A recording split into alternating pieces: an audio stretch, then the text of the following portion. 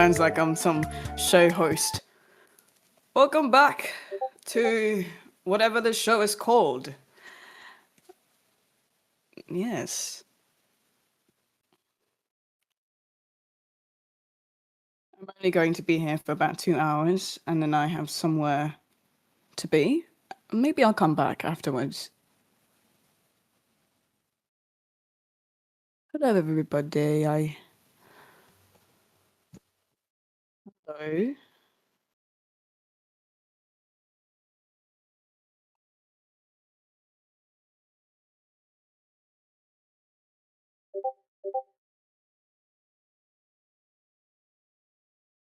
Do I sound all right? Do I sound okay? I don't think we can watch Shrek today because of my limited time. I'll only be here for 2 hours.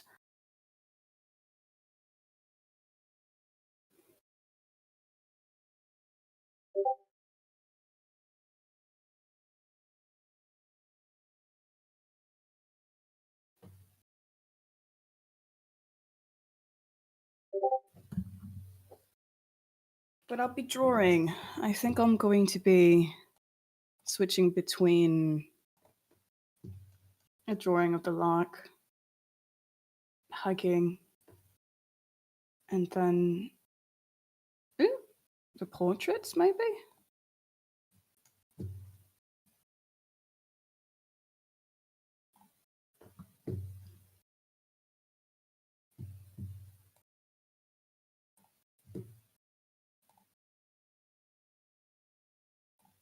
Okay.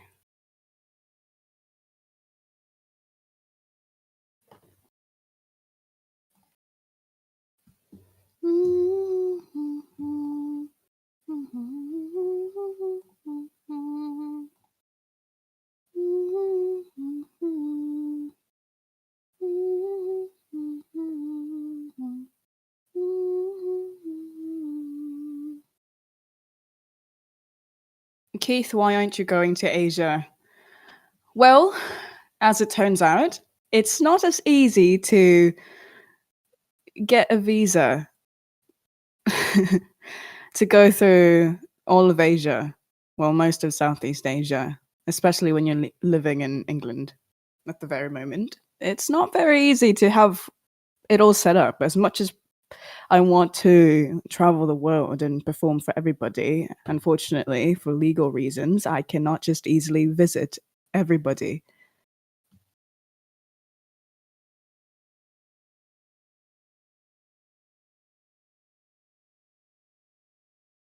It's a whole process.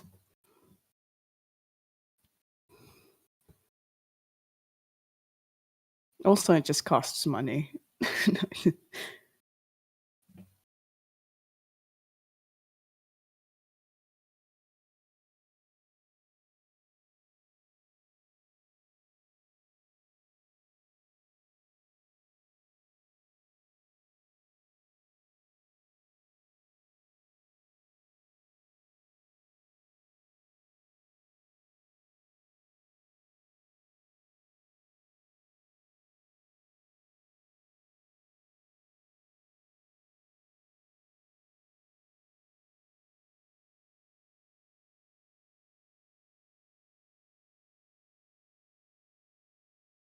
Hmm.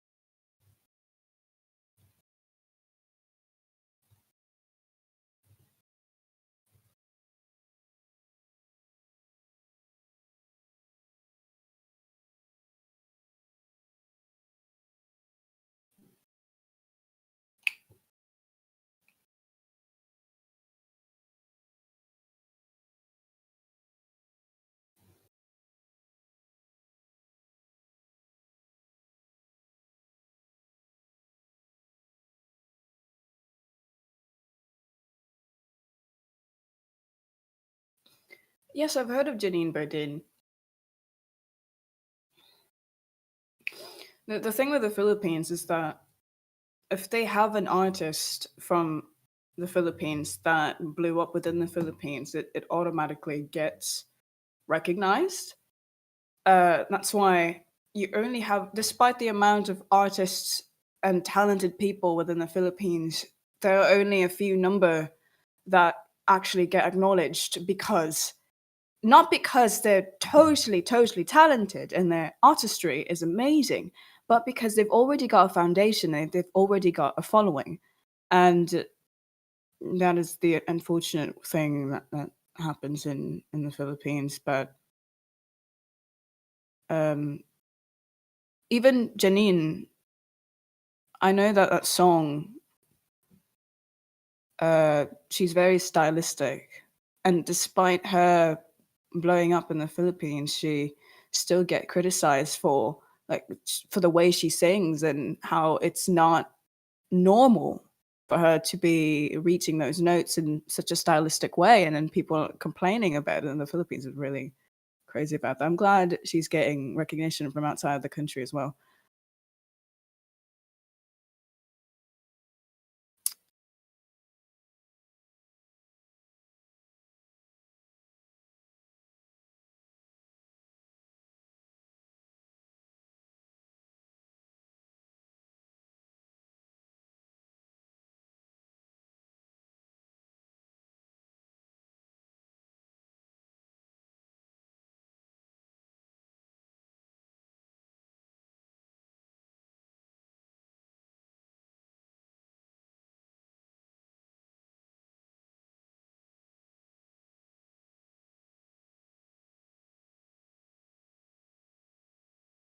This is a really silly question, but it keeps popping up on the chat.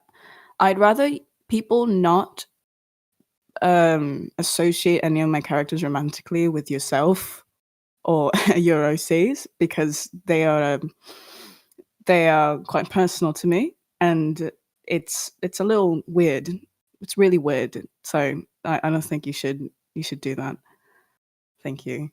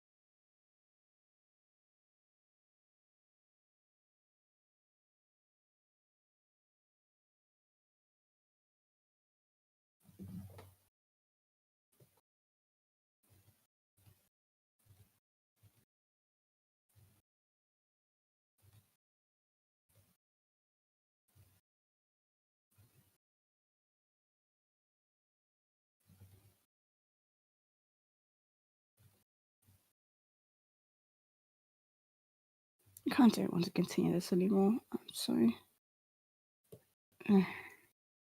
Just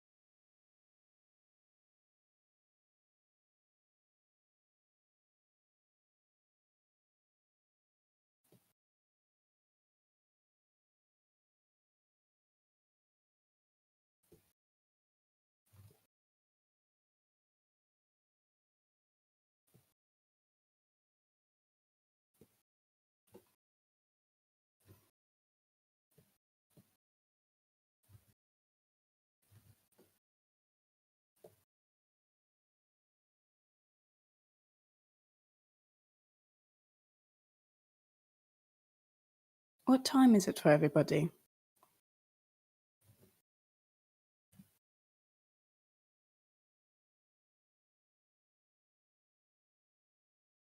It's really early. It's really early. And some the complete opposite. Wow.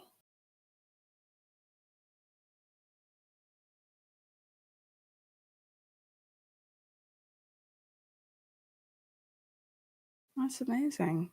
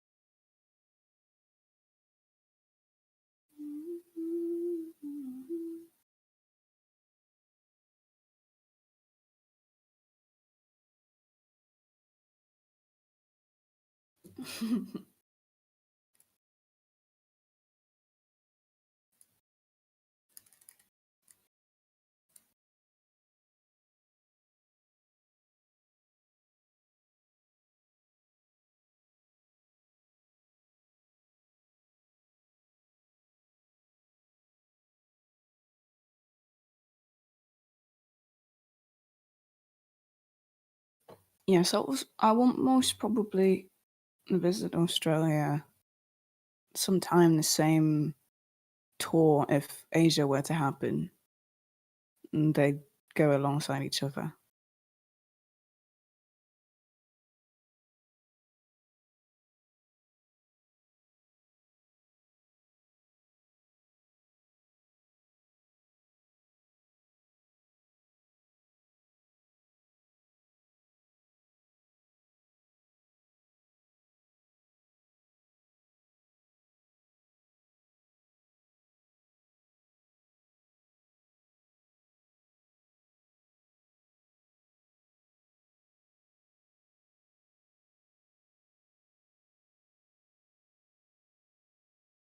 When picking places to hold concerts in, do you pick popular ones or more secluded areas?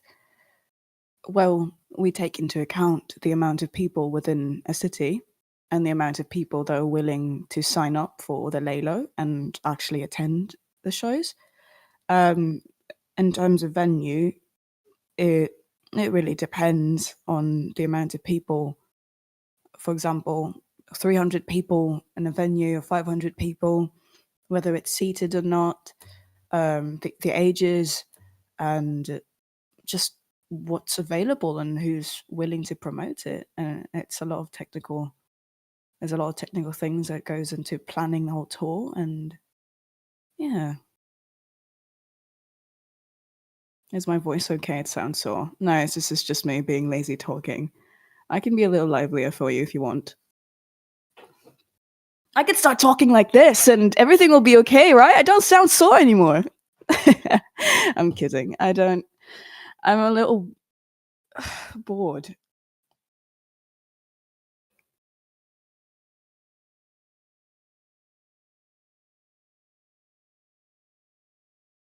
What's up, gamers? Welcome back to my channel, and today we're gonna be reacting to whatever the heck this is.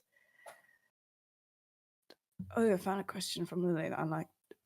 How does your usual day on tour look like? Do you get to see the city at all? Is it just hotel soundcheck dinners? Show hotel again! Ah! Well, the latter isn't really false. Ideally, it's a really good chance for me to see the city and the country and the culture around it and try the food, especially the food. The food is what gets me really excited. Uh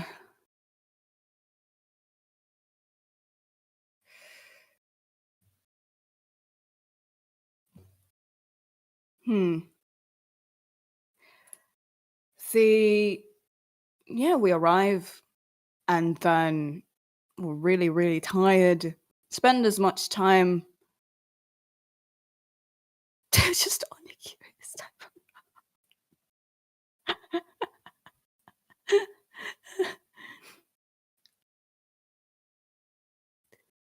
Really tired, and then we'd roam around for a bit.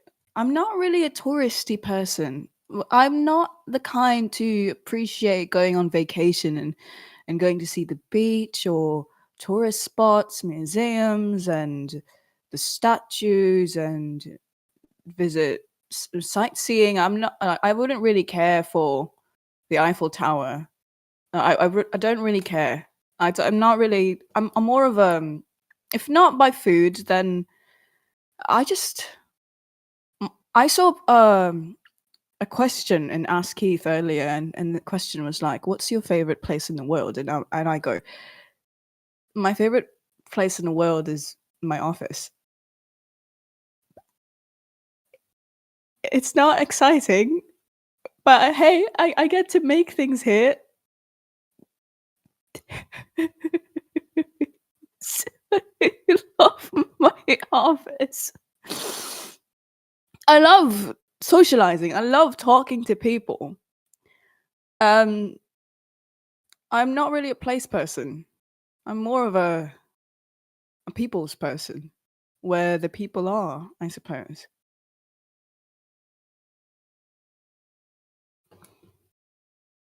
I like my office.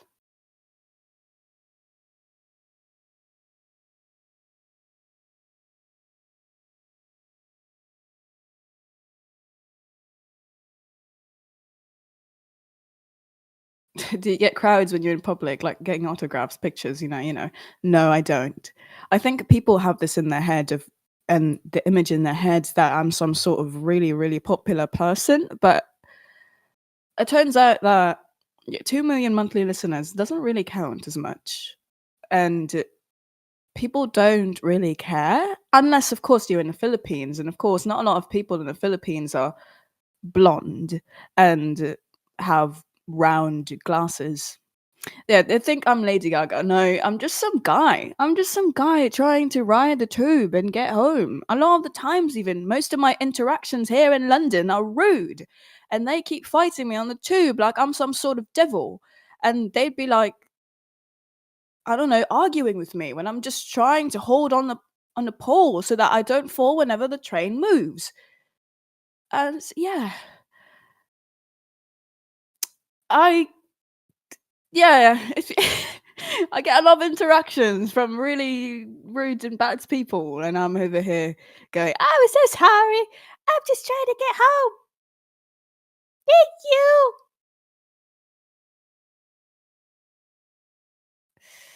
It's yes, no, I don't really get recognized often. I'm not really big here, and in a lot of places. In the Philippines, yes.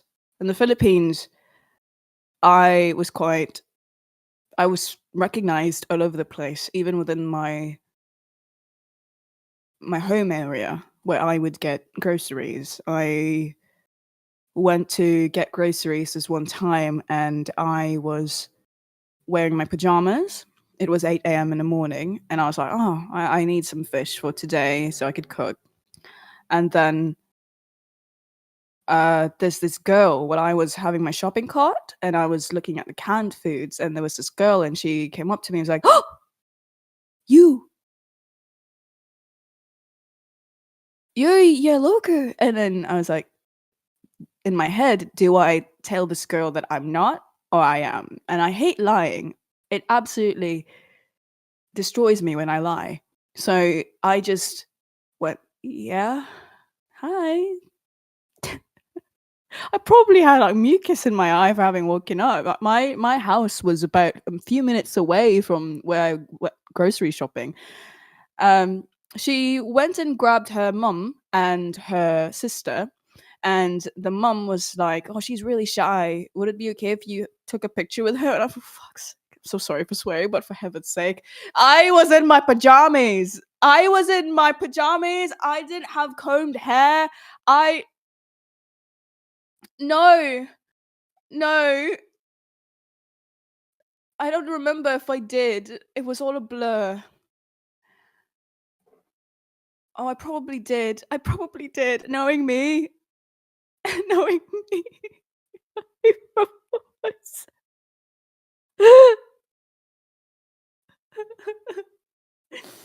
Oh, that picture's probably somewhere.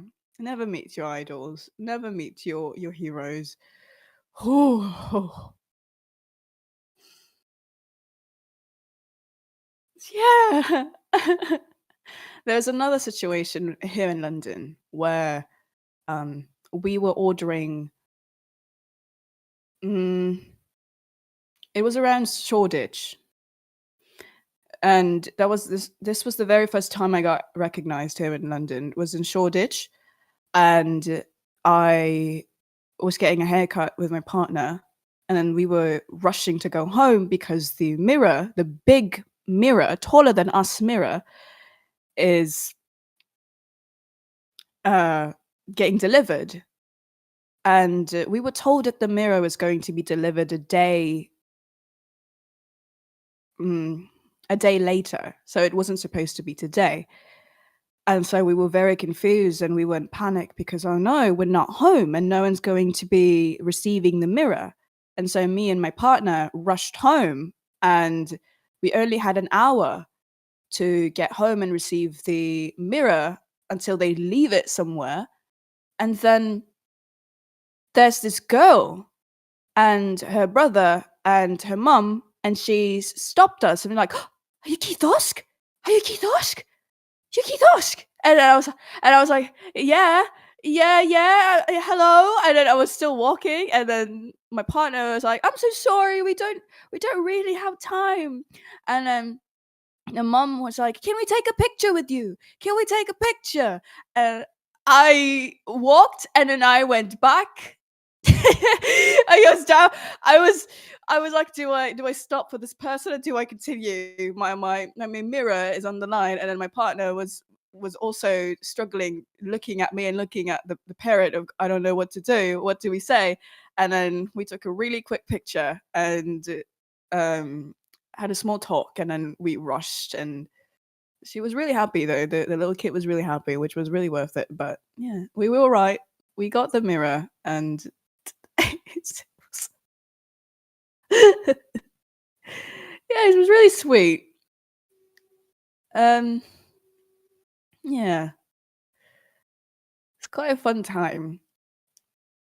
And the Philippines, this has turned into a story time, which is fun. I think I'm not really pressured into drawing. It's not like I have a deadline or anything. But let's just change. Let's just change this into. Uh, let's change the stage.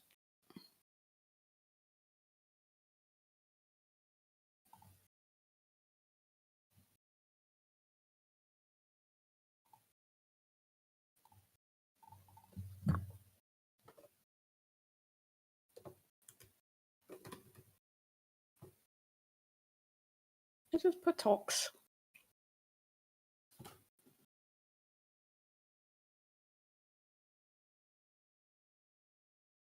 No, I'm not naturally blonde.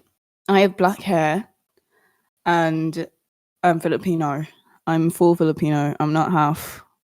I was adopted, and that's why I have the Icelandic label thingy with my name on it. I have dark hair.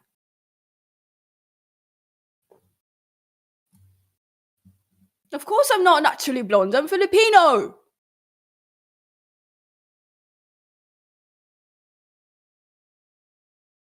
I just really like.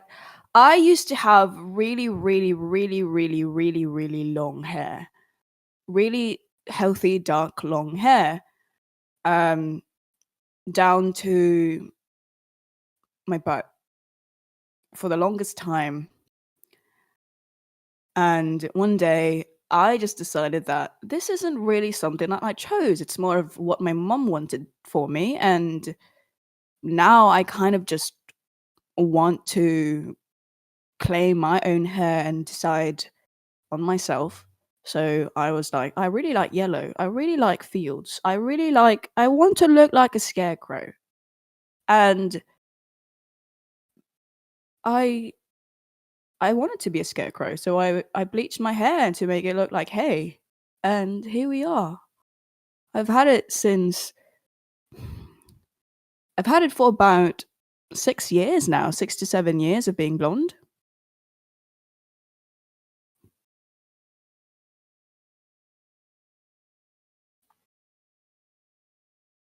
Uh, Good question. How does my hair survive the bleach? It it doesn't. It's quite soft and not dry, mostly because of experience, maybe. I tend to my hair very specifically, so it doesn't have that deadness. It still feels like real hair. Um, it's just a lot that goes into it. It's become my lifestyle to take care of it specifically. Um, what else? When I was in the Philippines, even when we were visiting for the holidays last year for Christmas, and we went back to the Philippines, I'd still get recognized. It's that it's genuinely just because in a sea of dark haired people, you're a blonde person with glasses. And those are two things that makes you think, oh, it's that harpy hair person. And I go into the escalator and then people, younger people, would start to look. It was very much all of the interactions I've had publicly were very sweet and respectful, except for one memorable time. And this was during Christmas, exactly Christmas Day. During the Christmas Day, me and my partner decided to go out and eat. And we went into this restaurant, and the restaurant was quite popular during that time. And we had to wait outside in the queue. So while we were waiting, there were these group of people. I think they were a family. So a couple of younger teenagers, and then, of course, the parents and the aunties, and so on and so forth. And they were looking at their phone and they were looking up a picture of me on Google. And if you remember the photo shoot with me holding the goat, they walked up to me and was like, "Excuse me, is this you?" And then they showed me the picture of me on Google, and I was like, "Yes, that's me." And what's baffling to me is that they weren't sure. They weren't sure that that was me. And they looked at each other. And of course, like, "Can I take a picture with you?" And it was going okay until they decided to force and push my partner into the picture with them. And me and my partner have this rule of they don't ever want to show their face to the public. They don't ever want to do that. They don't care about the exposure, and they don't want to be a part of whatever I'm doing. Like that they don't want the, I would say, popularity. And we had this rule that every single time someone would take a picture with me, they wouldn't be a part of it. But the mum decided to grab onto my partner's arm and then basically drag her into the picture. And I was like, they don't want to be here. They don't. And me and my partner are trying to be as nice as possible. And it is Christmas Day. And of course, my partner is really shy and went into the picture. And we just looked at each other like, um, yeah. Eventually, that interaction ended, and we got a little pissed off, and we got seated in the restaurant. And then I told Ren that this is never going to happen again. We have to have a clear boundary, and I'm gonna start talking to them with more more of a firm voice, because this is really disrespectful. And maybe it's just, the Philippines, and the parents don't really know me. It's mostly the kids that were fan. But this is where it gets really tricky. My partner is white. My partner is Australian. And Philippines, unfortunately, love to put foreign people, white people, on a pedestal. And I am thinking, we are guessing that the parents didn't really know that my partner was not involved in all of this. And they probably didn't know that my partner was my partner, because apparently lesbians do not exist in the Philippines. And I was. And the parents maybe thought that Ren, my partner, was famous too. And so they were dragging my partner into the picture, and I was like, no, they're not part of this. Um yeah, sorry, I'm getting really passionate about this because there's a second part to the story. So we ate at the restaurant, and the family as well got seated on the opposite end, but they could see us, so it's a little awkward. It feels like every single thing that we were doing was getting watched. And after the meal, me and my partner went around the mall to just look at things and explore what's going on. And we went to the second floor. We were buying candy. We were buying gummy worms and little chocolate rocks. And we were picking. And there was this couple. There was this, like a teenage girl and a teenage boy. And they came up to us. And they didn't have any introduction or hellos or whatever. And they just went to me and was like, can we take a picture with you? And I was like, why? Why do you want to take a picture with me? And obviously I was pissed. And the guy was like, because she's a big fan. And I was like, a big fan of what? And then he went, of your cosplays. And I'm like, what cosplays? No, not really that way. But in my head, it's like, what cosplays? I don't do cosplay. I don't cosplay. And then they both went to their phone, and they showed me a picture of the family that took a picture with me earlier. So apparently they're relatives. And they weren't in the picture downstairs, so they wanted to be involved. And they wanted to get that chance as well, because they couldn't be in the picture downstairs. And I refused it. That was the very first time I refused a picture. I was like, no, I'm so sorry. I'm not really comfortable right now. And we just kind of bought the candy and went. Ow! I'm going insane. It's that whole bit of people don't really give a. They don't. They don't give a darn about you or your artistry. Just as long as you're famous and you're somewhere in the news, that's what they know you for. That's in the Philippines.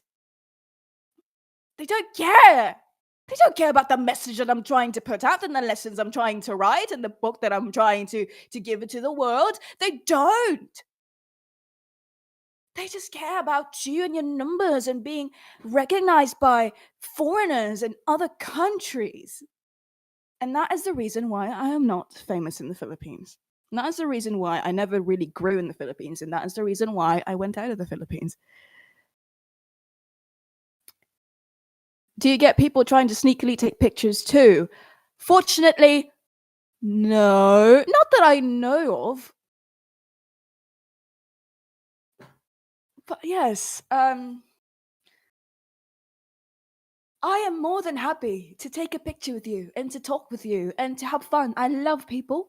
I love it.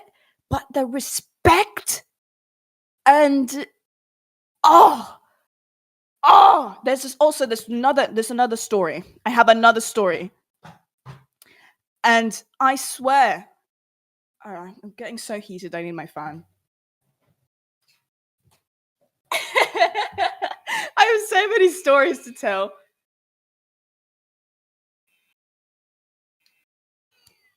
Would you give a fan a hug if they were kind and respectful without about asking? Of course, I love hugs.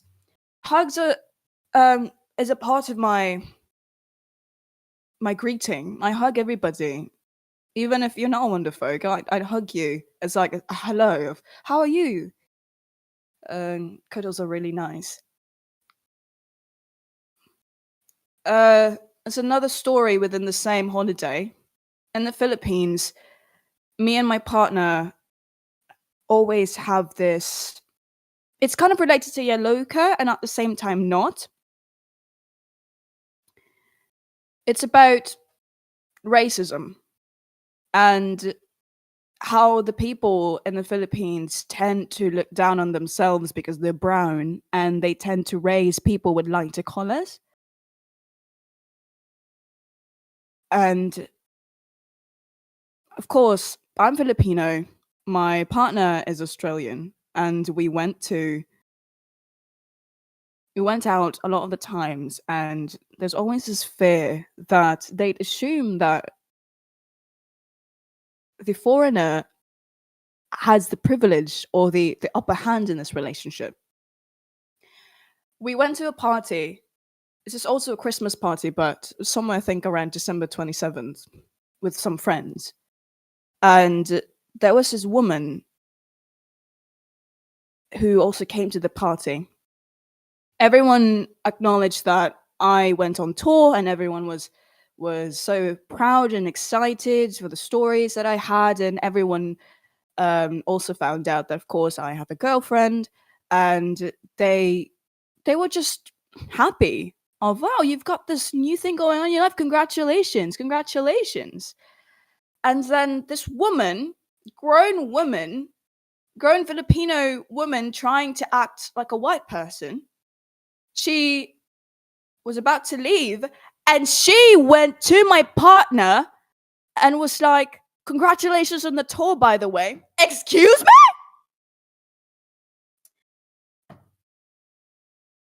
I was right beside Ren.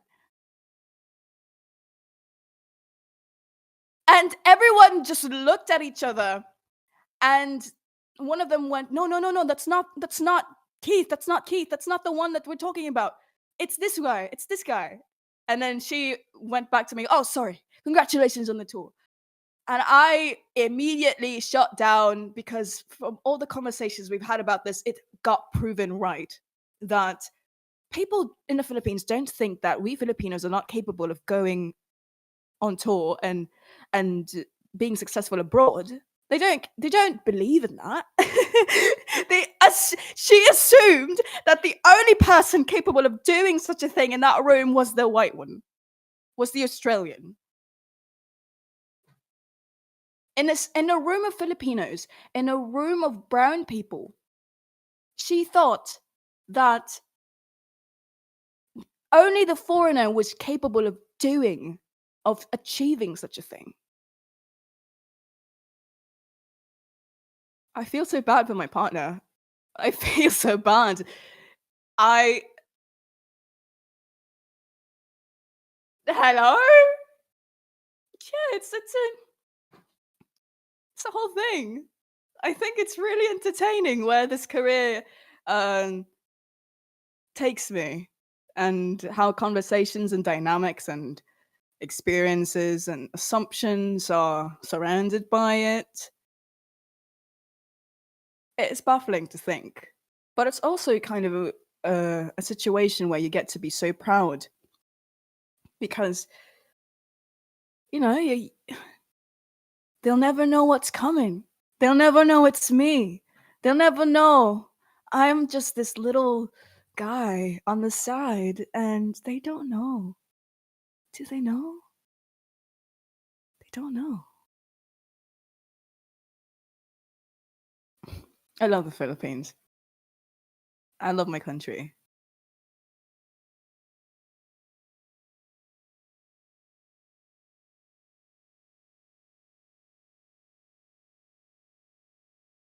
But it needs direction.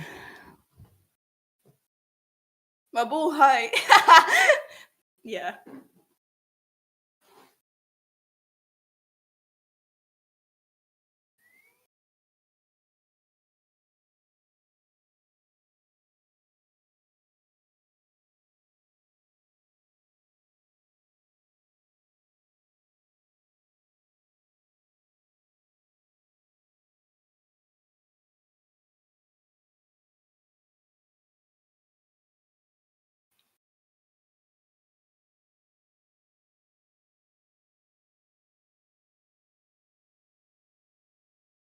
Do you write stories often, like short stories or one shots? I used to a whole lot, but ever since Yaelokre started and I've decided to commit to Meadowlark, I've only been writing Meadowlark and nothing else really.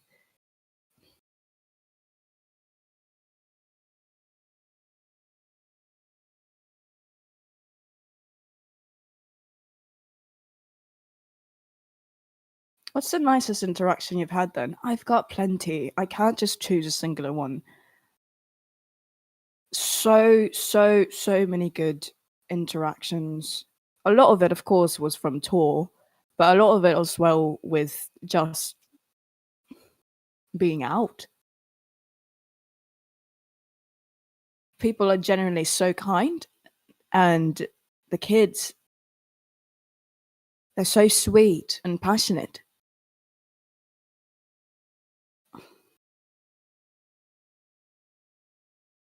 The parents as well, they get really emotional about it. I'm seeing their kids. I talk about this all the time. I generally talk about this all the time. They see the kids having so much fun and finding their own people, and they get emotional. Starts um, talking to me in a really grateful manner, shaky voice of, "I'm so happy to see her like this, to see him like this, to see them like this. It started playing the guitar because of you. It started making you friends."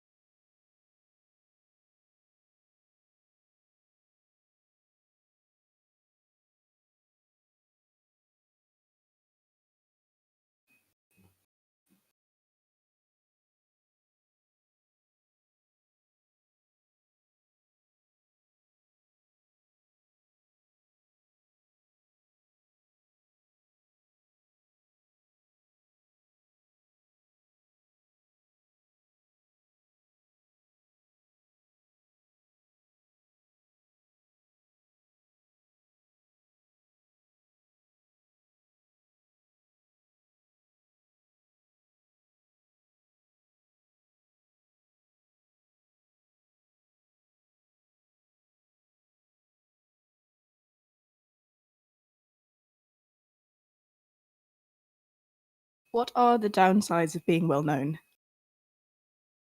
That is a really good question.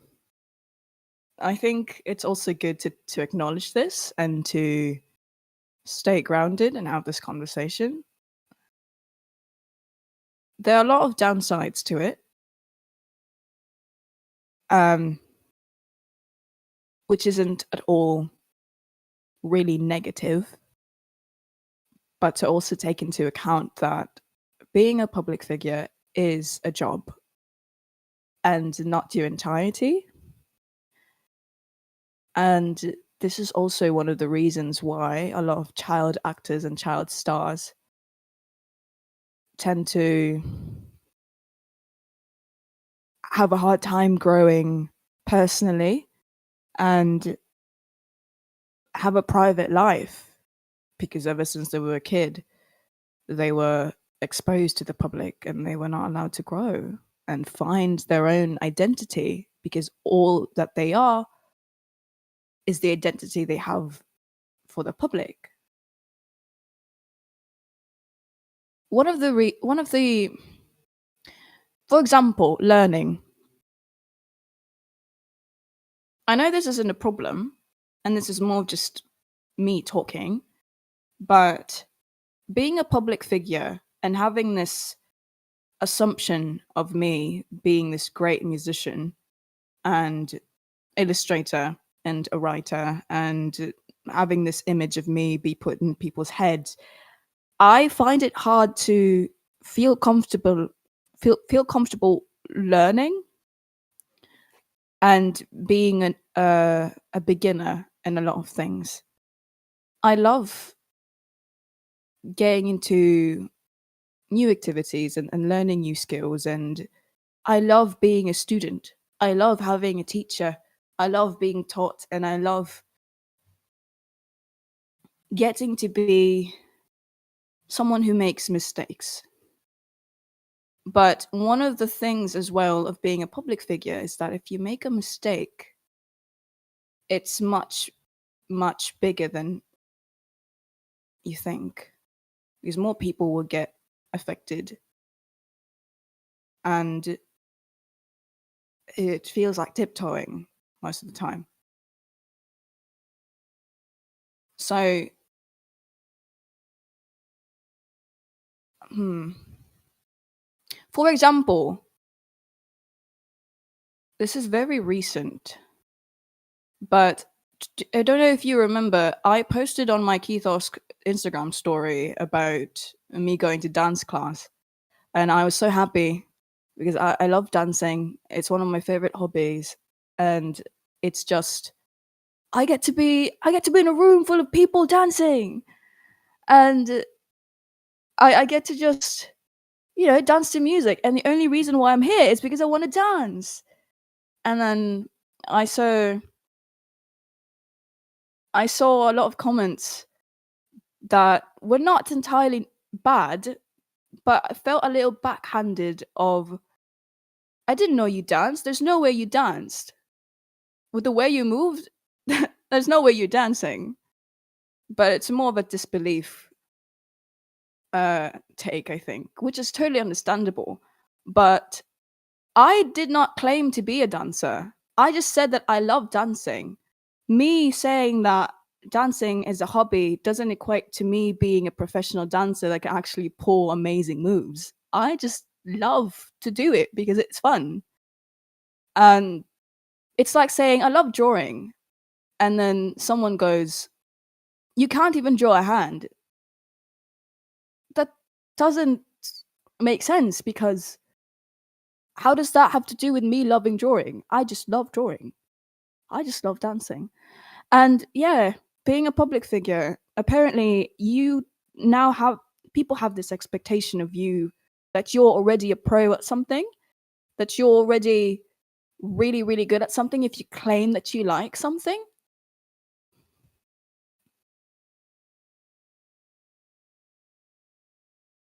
And that's, I guess, one of the reasons why I don't think I'm going to be able to be confident enough to share any dancing from me. It feels easier to play the part of someone who moves like a goof than take up the space and say that, hey, I can actually do this. Because then I'll get criticized for being. Even if I don't care, the criticism will always be there because you're a known person.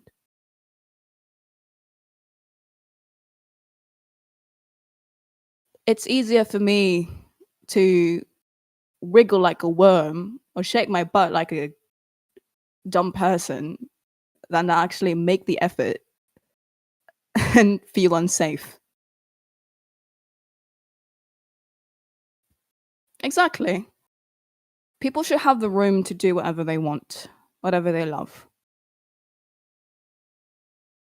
And there shouldn't be any expectation behind it.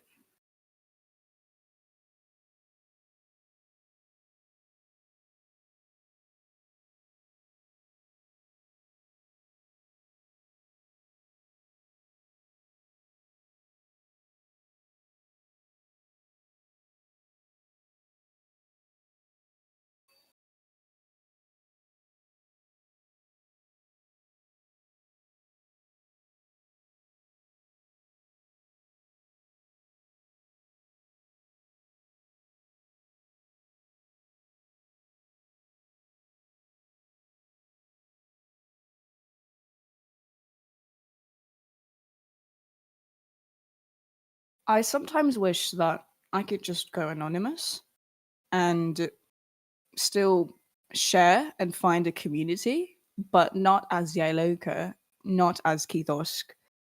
I I dream of a world where you guys don't know me, but I'm I it's it's quite impossible, isn't it? I could just make another account and I could just find another set of people and uh eventually though someone will recognize me and go, "Oh, isn't that Keithos? Isn't that Yaelokre?"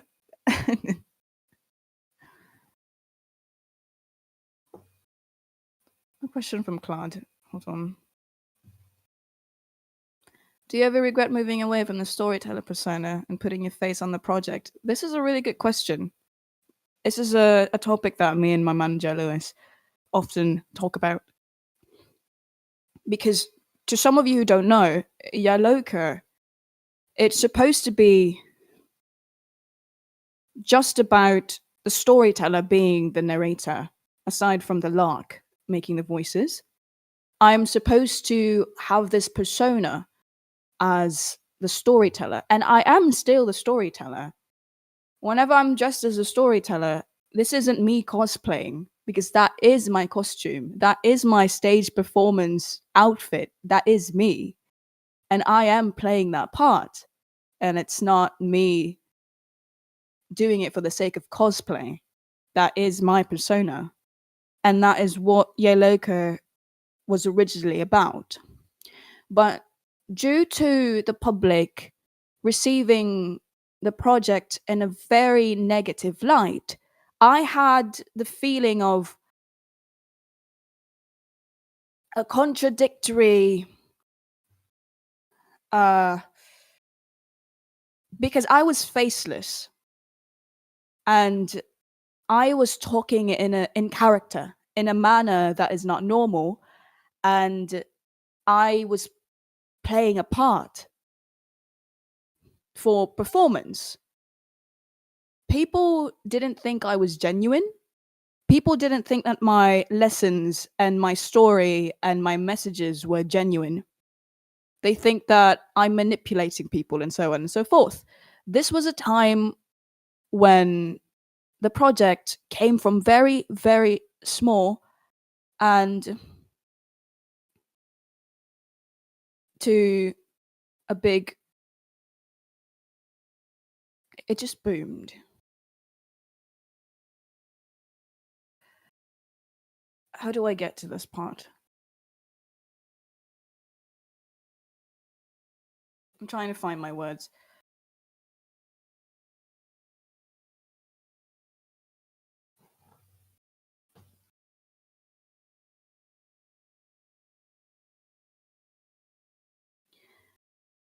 When I was faceless, people were putting words in my mouth.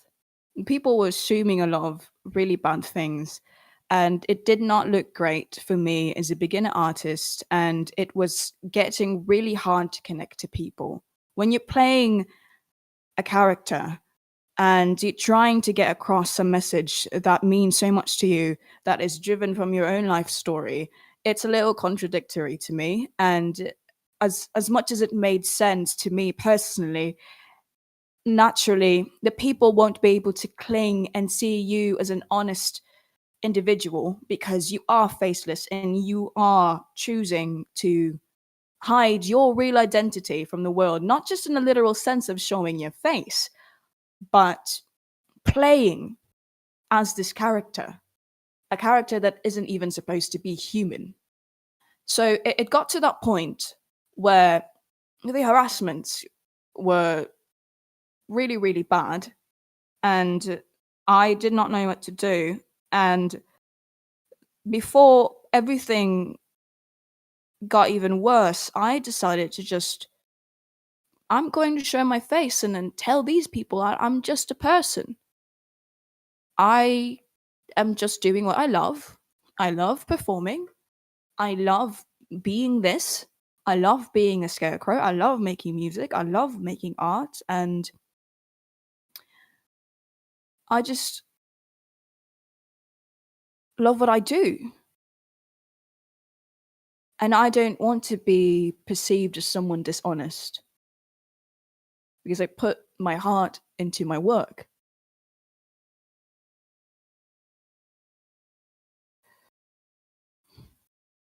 Do you think the faceless thing was the reason of harassment, or it just happened to be when your biggest popularity spike happened? That's another really good question. I don't think it was entirely about me being faceless, but me showing my face and introducing myself as Keith Osk to the public allowed me a safer way to express that I am genuine, that I am trying to be kind, and I am just expressing myself as a person, human to human, and I don't have any malicious intent.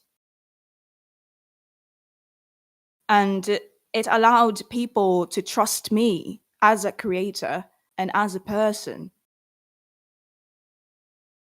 because they don't have to tiptoe and guess what kind of person is Yaelokre under that hat? What kind of person is this Scarecrow in real life? But they have this reference of, oh, I can trust this story because this person is genuine. This person shows so much of themselves, and there's no reason for me to feel worry. I may not know them personally, but I get to connect with them as a creator, as someone who dreams, as someone with ambition, as someone who wants to create and be kind and to spread kindness.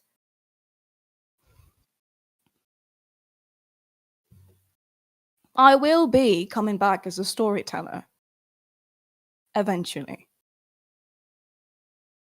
because that is a part of the dream.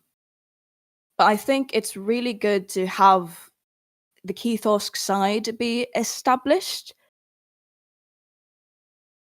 and having that clear separation that the storyteller is a character that I perform as, and Keithorsk is me as an artist, as a writer, as an illustrator, as a creator.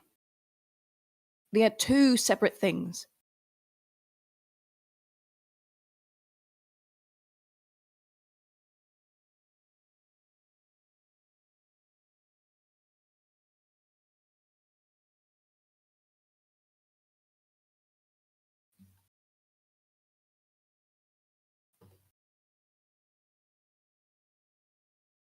That is also one thing. Uh, this is from Kay about people really wanting to know about private lives of the people they look up to. This is another thing, and I've also addressed this previously. And I don't want this whole stream to be all about negativity, and I don't think it is. I think it's quite um, full of information and for you to be knowledgeable about what happens in behind the scenes. But during the time I was faceless, people were going into my parents' accounts on Facebook and just our social media accounts and going to my family, trying to stalk me and then share personal, private pictures of me on the internet. And showing my face and introducing myself to the public also allowed me another thing, and that is me getting ahead of these people. I'd rather step out and show myself directly than have these strangers leak pictures that I did not consent to, so that I would feel that I had the control over my person. Another thing of what I lost getting into this career is I lost a lot of control. I had to accept that I did not have control over a lot of things I should have. No matter how much people tell me that I do, it is inevitable. But is it right despite it being inevitable? No, it's not right. Should we do something about it? Yes, definitely. As much as we are able to.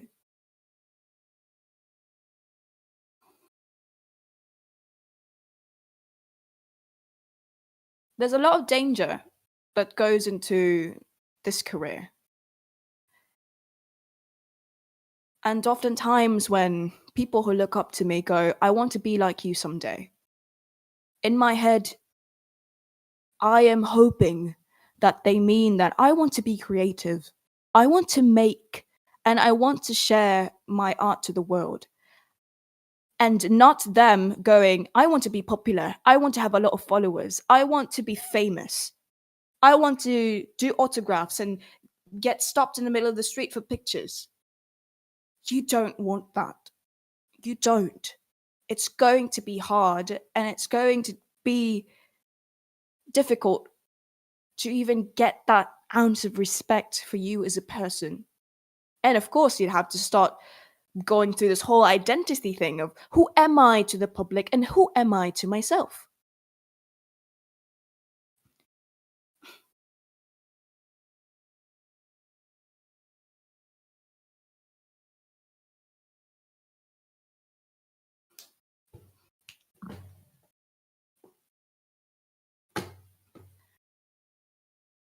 It's quite obvious as well with how I talked from my previous lives in 2024. I sounded so young and so immature and so full of light. And it's only been 2 years, but those 2 years have put me through so much and a lot of really, really good things and really, really bad things at the same time. But to an extreme, because you're kind of dangling yourself in front of a sea full of piranhas.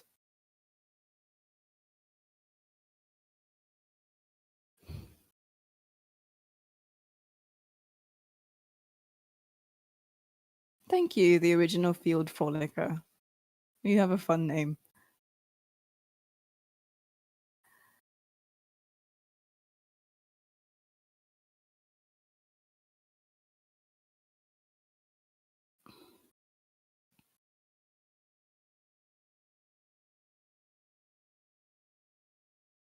To me, as a creator, I know I'm successful when a child picks up a guitar and starts learning and starts getting a passion for it. Not for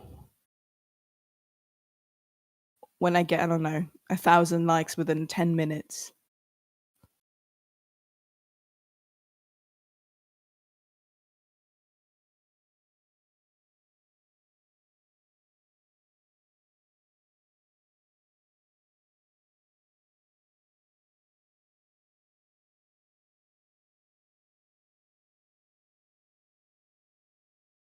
Thank you, Nairo.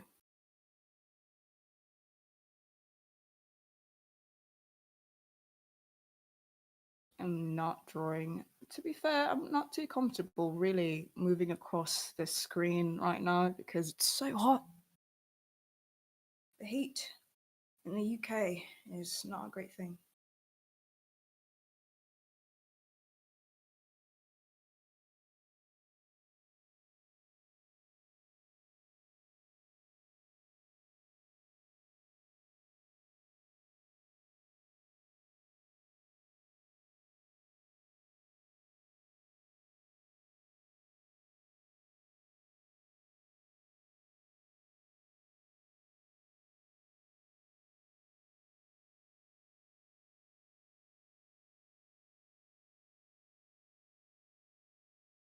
I definitely agree that the heat here is, I wouldn't say worse than the Philippines, because the Philippines can get really, really hot during the summer. And in the span of the same few weeks, same as here in England, I think they match, but I wouldn't say this is worse. It's still very surprisingly hot for a country here in the Western Hemisphere. So that's a shocking.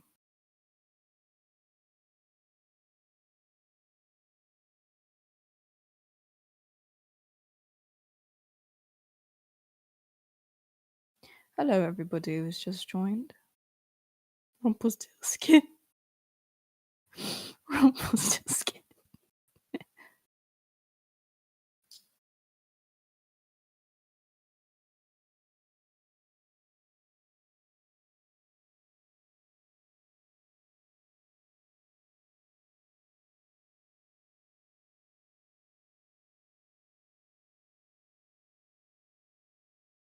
Everybody's leaving such sweet messages. Thank you.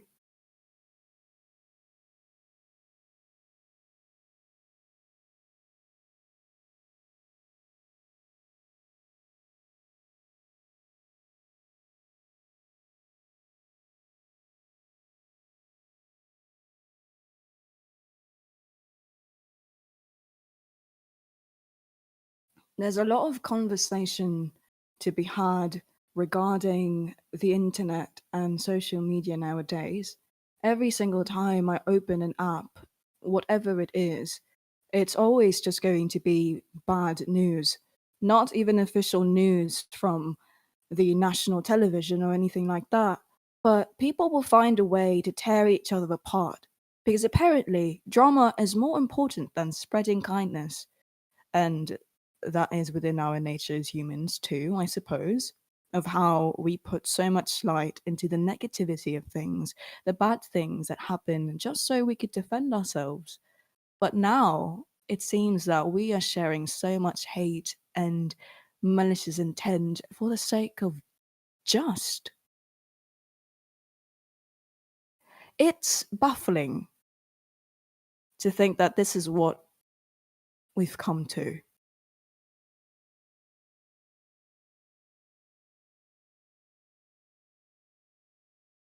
Sure, the bad people never really went away, even prior to the internet and it being mainstream previously. But I met a lot of really good people on the internet growing up. Now it's beginning to get harder and harder to find those genuine good people because so much of the bad is just overlooking everybody, scaring everybody, and you don't know who's genuine anymore.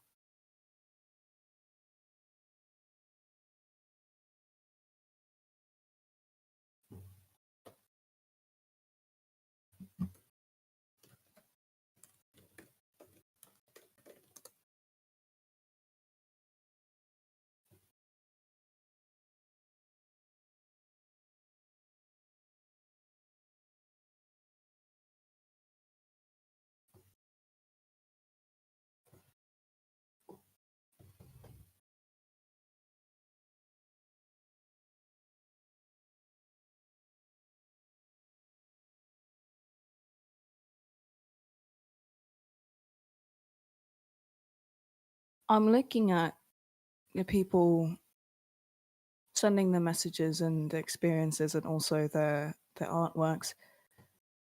This is also one of the reasons why I decided to stay. I had this dilemma in 2024 where I thought that I didn't want this. I didn't want to be a public figure. I don't want to work on music. I love making music. I love writing music. I love creating. But is this something that I wanted to take seriously for the entirety of my life? No. I just wanted to be a teacher. But I then realized at the end of that year that I have the power to make this community the way that I want to because they're listening to me. People are genuinely listening to me, not just my songs, but the message behind them. And then it made us this little area, this little space to just be ourselves. And I think that's enough reason to stay. You can somehow make a small change in a corner of the world.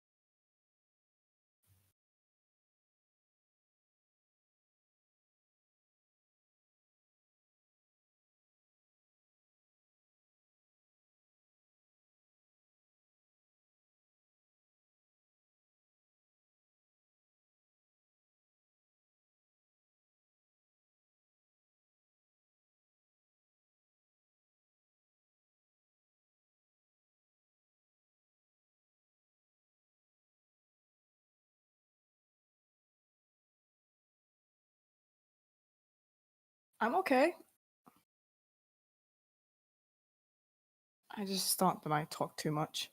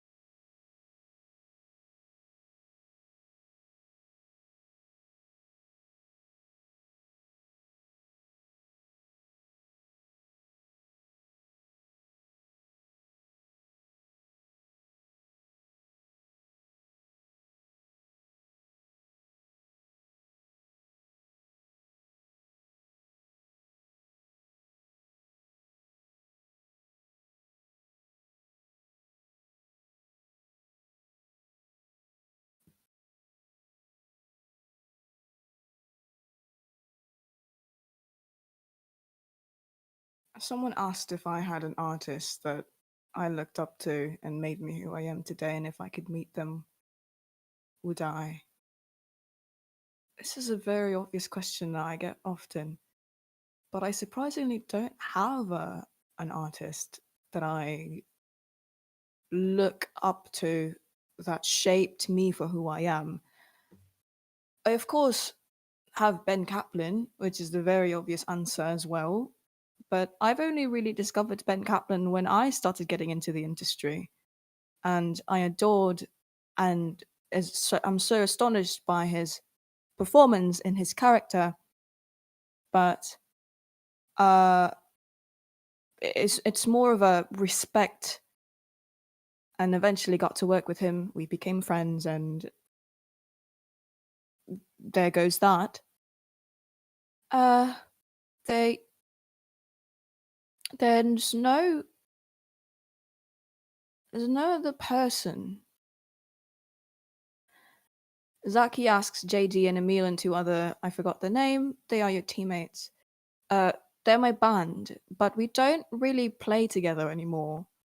One obvious answer as well is because they live in the Philippines and I live in England, and they have their own artist profiles, and them playing alongside me on stage is just a way for them to support me and also for their talents to be showcased. We're not really a band. Like Yaelokre is still a one-man project, but it's just quite optional for them to participate. They have their own band, they have their own projects, and yeah, I do miss them.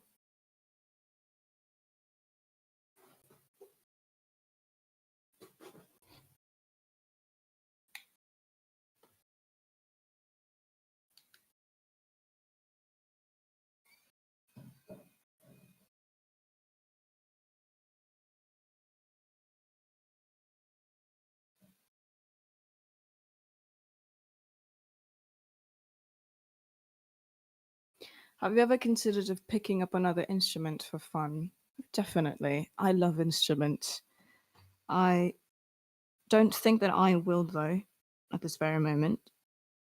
I'm more keen to activities like physical activities and trying to get a hang of them.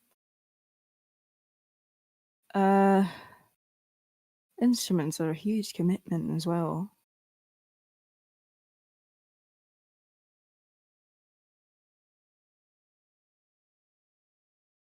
Brie has a question. How do you find so much self confidence? I'm pretty shy and struggling to be confident in not just my looks, but myself as a whole. I take so much inspiration from you, and I could really use some tips. One thing is to separate yourself from your fears. I'm not saying that you should be, I'm not saying that you should stop being shy and stop being so afraid. That is you, and that is natural to you, and that will be you until one day you say that it's no longer you. But think of confidence as another character that you have to portray. And it's not entirely you, it's just an act. It's that same thing of pretend until it's real. And that's how I overcome. I can't speak. That's how I overcame stage fright. Is that I know that once I step on the stage, I'm no longer Keith. I am Yaelokre. And me being on stage and me seeing to people, me laughing and being entertaining is a performance. It does have a lot of elements coming from my real self. And this whole project as a whole is powered and driven by my passions and my ambitions to share my story to the world. But me on stage and how I move about without being so trembly and scared is because I'm playing a character. This Yaelokre character is supposed to be presentable, supposed to be amiable and theatrical and poetic and loud and always smiling. And at first, it was difficult because I don't feel like that's natural. I don't feel like this character is truly, really me. But eventually, as I kept doing it, I realized that I love this. That I love being this. And slowly, this identity merged with me as a person. And I naturally just smile. I naturally just laugh on stage. I naturally just feel comfortable because then it is honest. Yeah, fake it till you make it. If you really want it, it doesn't matter what other people think. And if you really love it, then is it fake?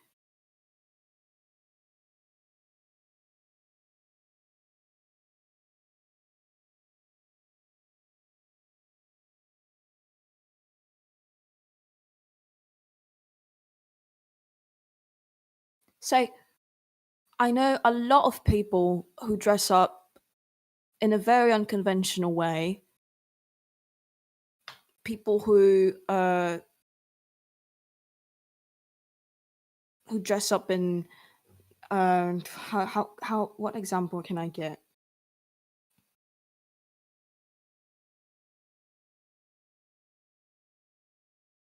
People who walk on a day-to-day basis with full-on makeup, old fashioned, and what's that called?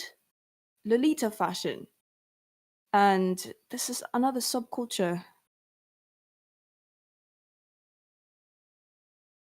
I don't know my list, but you get what I mean.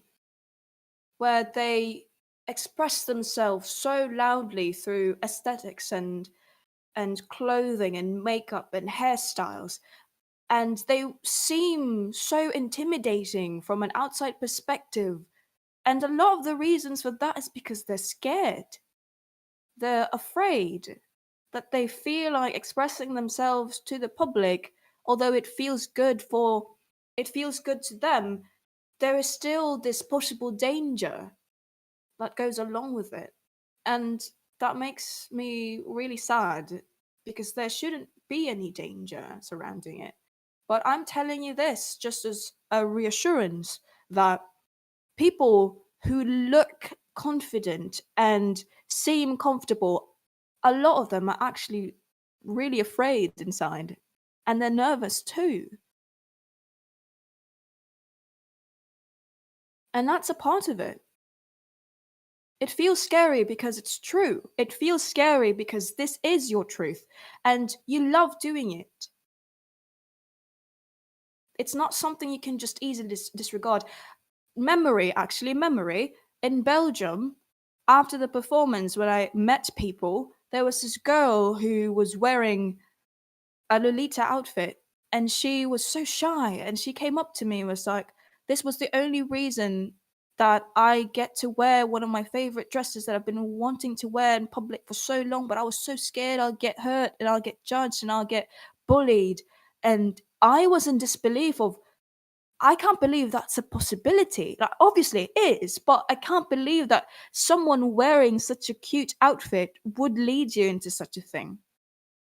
Not just I will disregard in this sense the fact that, not disregard isn't the word, but the obvious reason is, of course, it stems from misogyny. But at the same time, someone else who's into woman could also be wearing such a outfit and they get hurt. And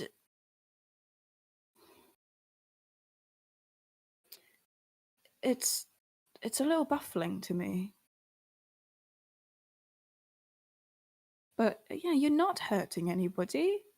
You're not causing anyone harm. You just want to express yourself. And I think that's a good enough reason if you love it. If you want it, if you truly want it, then get it.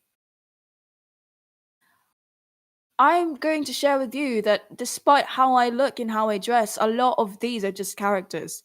Not characters like drawing characters or anything, but characters in a way of like personas, identities. My outfits are identities. Me wearing a small pair of spectacles is an identity. And I don't dress like that in public. I dress like uh an I don't know, a boring normal person in public because it's easier. I don't even fix my hair a lot of the times. I just look like some guy. The most consistent thing with me is that I wear a shirt underneath, and then I wear the plaid button-up shirt, and then my bag, and maybe a turtleneck. But nothing about it is special. Like that's not how I truly present myself because I suppose I'm privileged enough to be able to express my fashion through my work, which is a very specific time.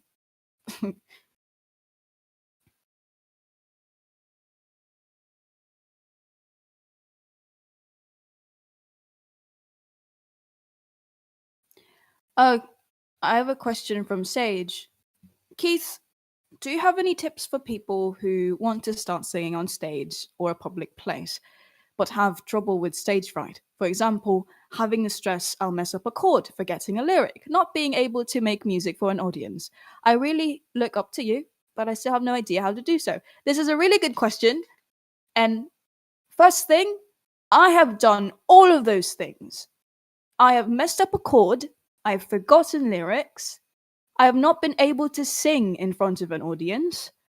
I have had multiple voice breaks and I have tripped on stage multiple times, not on tour, but previous experiences. I have had a breakdown on a stage. One of those being Sophia can vouch for this. Sophia was in that concert, was in Chicago. I think it was in Chicago. And that was when the character couldn't hold itself anymore. And I was so stressed that day. So many things happened, and I had a breakdown on stage. And then my tour manager had to come down and hug me. And I, my main advice and my main method for this is a Keith classic: exposure therapy. I am scared of worms. I'm scared of worms. I'm scared of parasites. What do? I look at worms, pictures of worms, fun facts about worms, videos about worms. Exposure therapy. Do it until it's there. You can still feel squimish, squimish. Am I saying that right? Yes, squeamish, squeamish. Yes, there you go, squeamish. You lot are so cute. Thank you for helping me. Yes, I expose myself a whole lot. I had my very first performance, public performance, when I was 3 years old. I was called to the stage at my school and I had to perform my national anthem. It was that picture of me as a 3 year old with my golden dress. And yes, I have performed on stage all of my life. And I did not have this power and confidence and character in my voice during those performances. I had such a weak, trembly voice and I was so scared. My mum would always tell me and scold me about my confidence and how I present myself. I'd always shake, I'd always have my legs shake, and I'd always hug myself on stage. And that makes me seem small because I'm not flailing my arms and doing actions while I'm singing.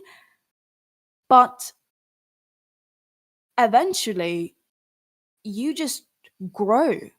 It's the same thing with experience. The more you do it, the more you tend to know what it is. But this you're going to learn eventually. You're still going to be so scared. You're still going to be afraid of going into that stage. And that's not going to stop you.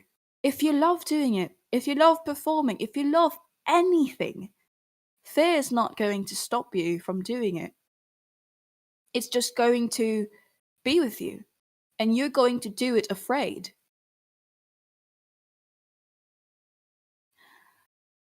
I've had multiple contests where I absolutely broke my voice because, well, in the Philippines, how it really works is that people judge your singing based off how high your voice can get. And I am not a soprano, I'm a mezzo. And I I always get confused sometimes with like saying, "Oh, I'm a mezzo soprano, a soprano," but no, I'm a mezzo. Let's just say it in mezzo. And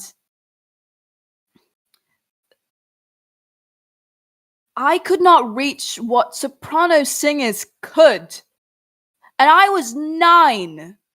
I was 9, and all throughout my teenage years, I was just forced to sing high notes when obviously I couldn't do it because it's not within my register to do so. And I've had multiple experiences with shame, multiple runs with being embarrassed and running off stage, crying to my mom, "Mom, I messed up. I swear I was so good during rehearsals. Why was I so bad on stage? This is so bad. I could have done better." And it's always me going, "I could have done better. I could have done better. I could have done better. I could have done better." And then everyone around me would be so kind and go, "No, you did really well. You were really good. You did really well." And of course, I'm over here going, "No, all of you are lying. You're lying to me right now. You heard me during rehearsals. Rehearsals was amazing. But the moment you get on stage, you get shaky. You get scared. And that's natural. I hate to break it to you, but you will be scared. You will be afraid.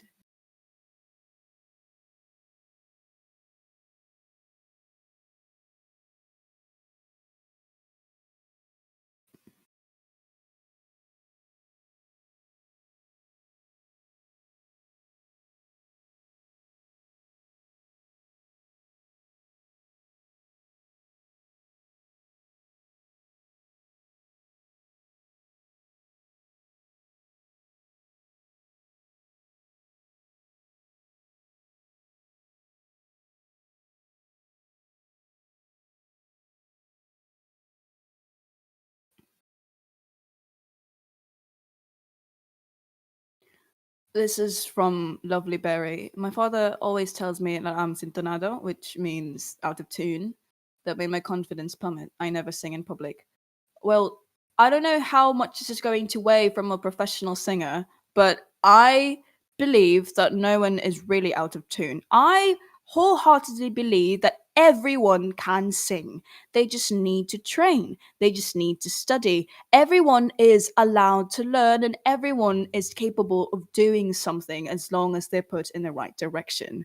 And that is the same thing of, for example, nature.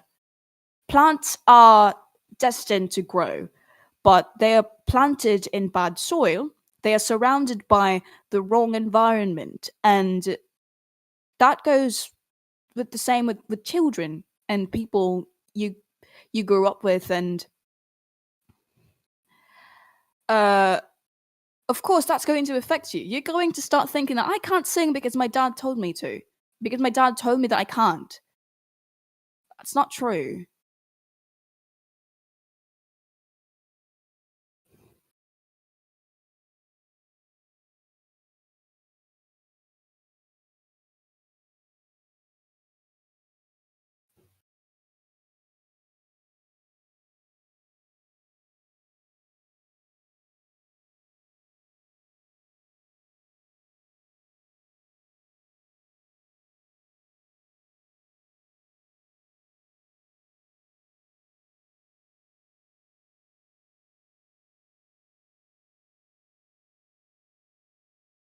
I'm going to heat myself up some chicken if you don't mind me. And then I'll come back, okay? I'm a little hungry.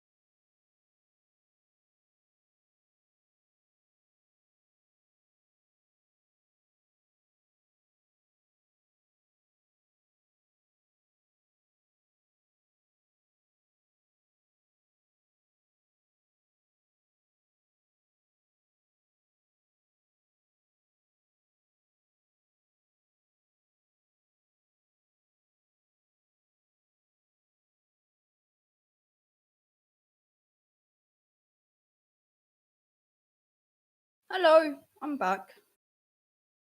I've got myself some food. Hope everybody's been having a snack.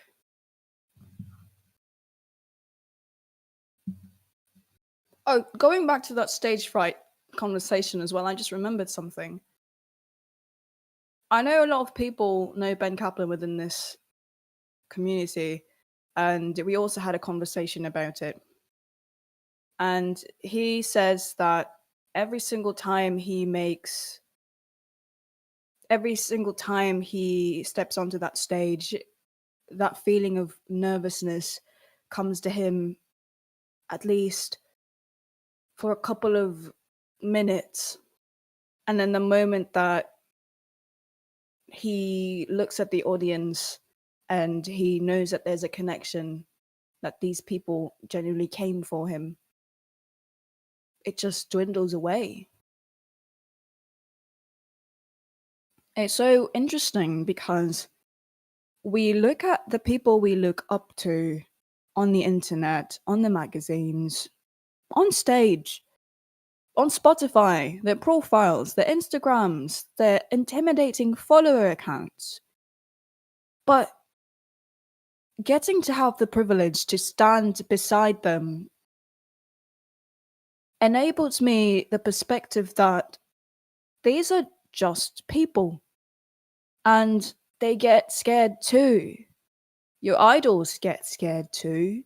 They all have it in their head of, am I entertaining the people properly? Am I going to make this note?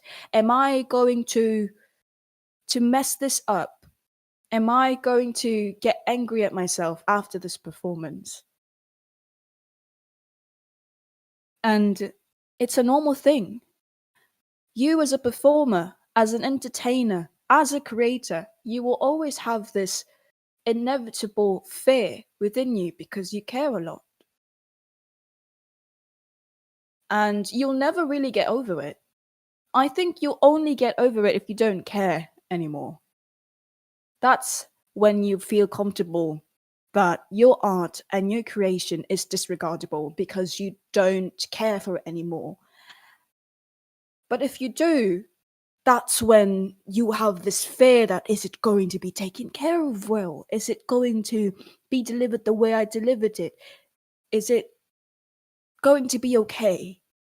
Am I going to be okay? The chicken smells really good. If you see me muting, it's just me taking bites.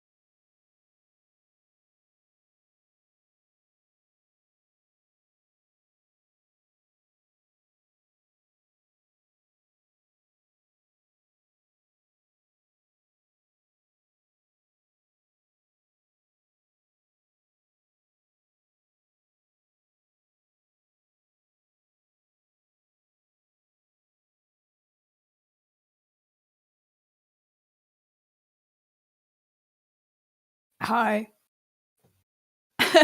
Sorry if I jump scared everybody. I just wanted to answer this properly. But one of the things as well that I need to improve on as an artist is not only drawing children, but as well as drawing or coloring uh skin. I tend to be really bad at it, and I'm not going to blame it on whether or not I'm a little colorblind, but you know how I mostly see yellow and I mostly only use yellow or like tinges of yellow on my art. And that doesn't help me paint skin tones. Uh or translate skin color very well. I'm not colorblind, but I just yellow is very frequent.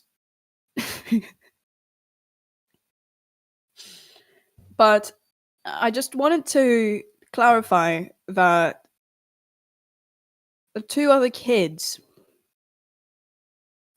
colors specifically, is pale, but not in a this is a white child pale. Pale in a way of you're not getting enough sun, a bit anemic, and just being inside the house all the time pale. But not not that Caucasian kind of white skin. And I know a lot of it can be blamed with how I've drawn and colored the kids, but in my head, the truth in my head is that they're just a pale Asian person. Does that make sense? Do you know how a lot of Asian people who are pale tend to have a yellow undertone?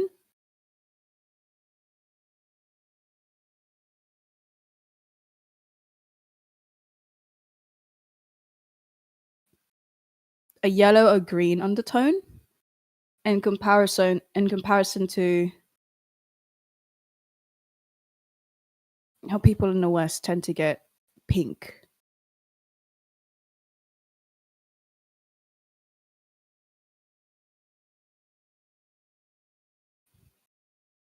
I think Discord is also trying to dim my colors down because I've seen the screenshots from the past live and they look really dull. The red here behind Peregrine looks really dull in the screenshots, but in my screen in my drawing tablet it's quite red.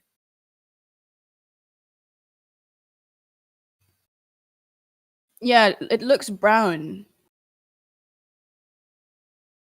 And the hair looks a lot greener here in my screen. So maybe that's just the stream.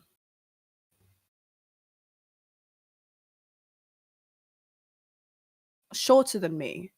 And I'm what? 5'3", 4"? I'm 5'3". Uh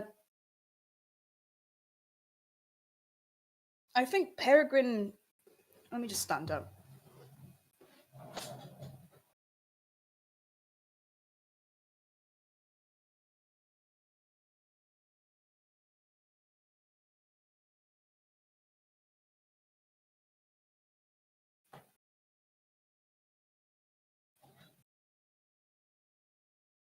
Their heights aren't really that big of a difference between all four of them.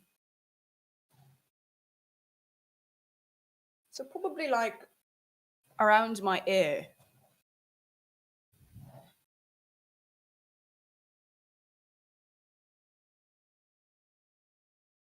Go to the Philippines, everyone is short. I grew up with everyone being short. The tallest person that I surrounded myself with growing up was about 5'8".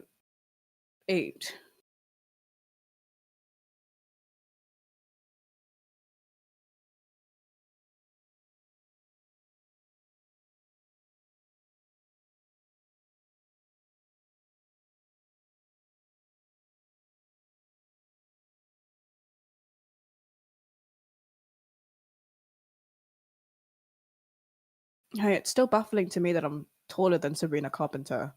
She's small. Small.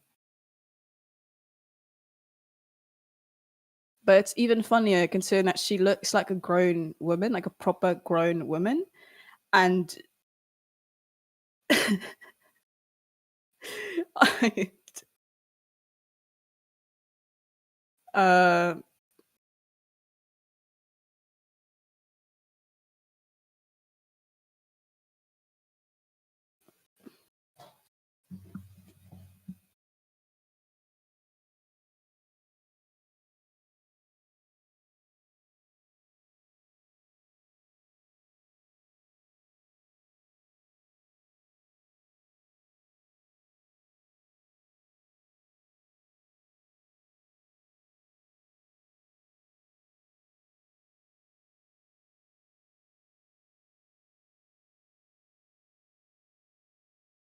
one of the things that are a little confusing to me on that whole perception thing, despite the height, is that if you look at someone like Sabrina Carpenter, you immediately assume that she's an adult, right?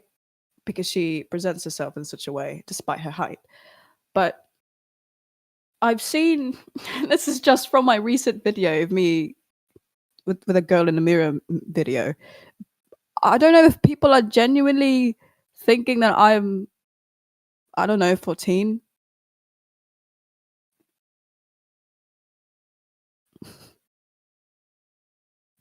I have a meeting at 2 p.m. Don't worry.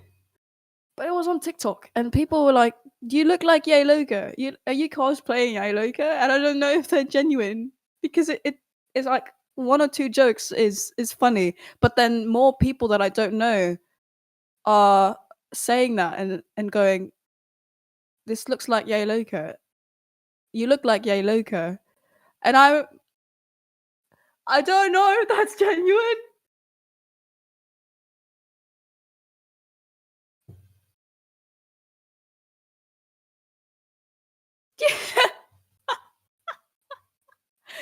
Sometimes you just go, you gotta read people's comments and move on.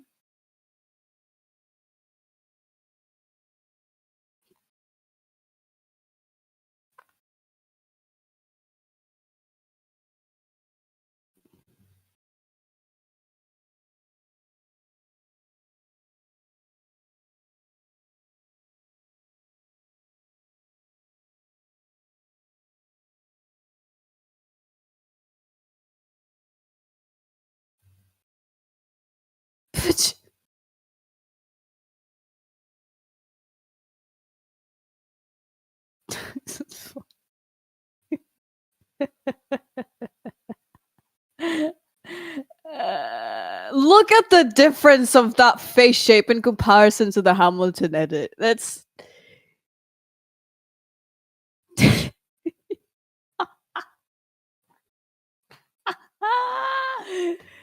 oh, oh.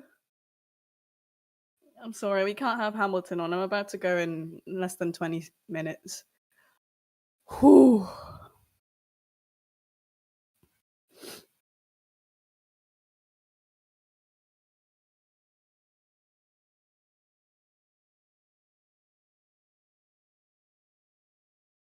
As a kid in the Caribbean, I wished for a war.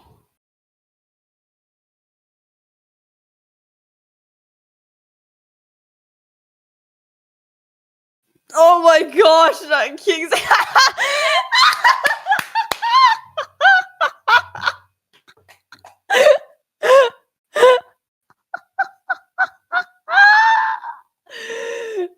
Oh my god! It's so funny. It's so funny. It's so funny. It's so funny. It's not that funny.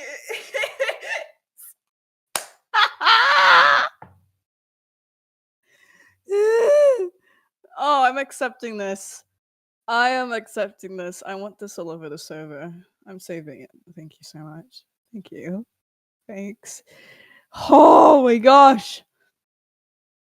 Oh my gosh. Hoo-wee. Hoo. Hoo. Hoo. Hoo.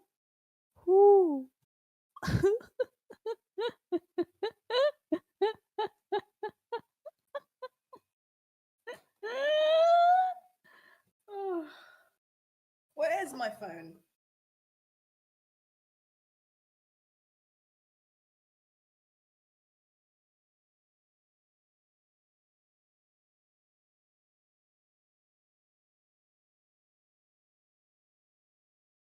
Okay, I need to go. I actually need to go and prepare for this. Oh my gosh, and Kreia had a same to it. Thank you. Aww. It's so sweet when you not put me in your game. I think it's so sweet. I exist in your world as a side character. I appreciate that. Goodbye, everybody. Thank you for talking with me. Thank you for talking with me. I had a lot of fun talking to you, bunch. This is hilarious. Bye bye.